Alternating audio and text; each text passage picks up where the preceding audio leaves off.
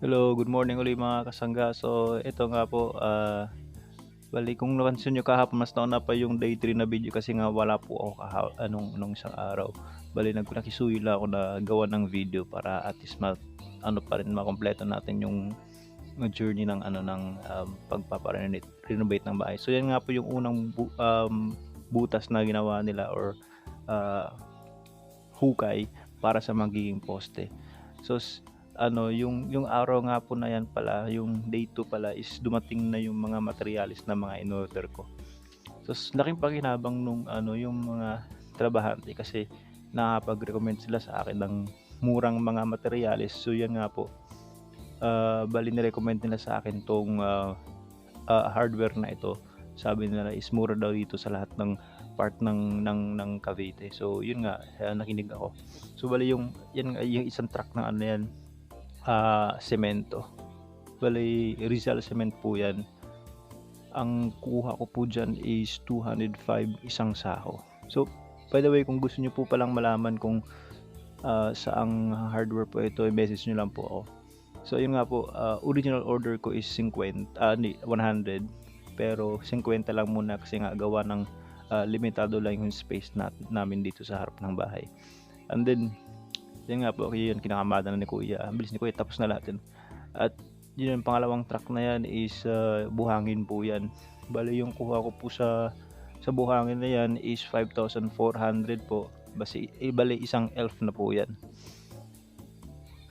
Kung mapapansin nyo si Kuya dito sa may bandang kaliwa is bali tinatanggal nila yung yung mga pira-piraso nung uh, bakod na tinanggal.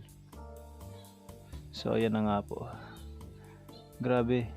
Grabe, sobrang init ngayon. Naaawa ako sa mga tao kasi alam mo yung kahit na nasa loob lang ako ng bahay, parang maramdaman mo na nahihirapan talaga silang gumalaw.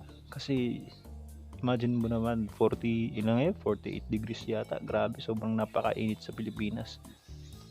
Ang layo sa pinanggalingan ko, galing akong Europe. Grabe, sobrang lamig naman. Kabaligtaran dito. So ayan nga po sila Kuya, yun. Nagtutulungan sila para medyo lumuwag ng konti. Hinahakot nila yung mga pira-piraso nung bakod na tinanggal namin sa may bandang harapan. So ayan nga po, medyo matrabaho. So ano yan, bali mga 55 pirasong sako yan, bali na puno po yan. Meron magbabayad ulit ako para lang mahakot yan tsaka ma-dispose. So lahat ng galaw dito talagang may bayad. Ay, kaya ko to. Pero anyway, ganun lang, tuloy lang ang laban. Ayun nga po, nakarami na si Kuya.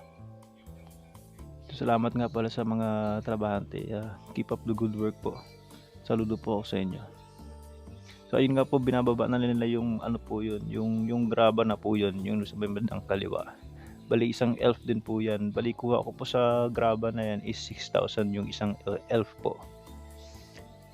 So dito sa may kanan is yung buhangin, then sa kabila yan po yung graba. So bali pangatlong truck na po yan. So ayan nga po, bali ito na po yung day 2 ng ating house renovation. So subaybayan nyo po. Thank you po. Thank you. God bless.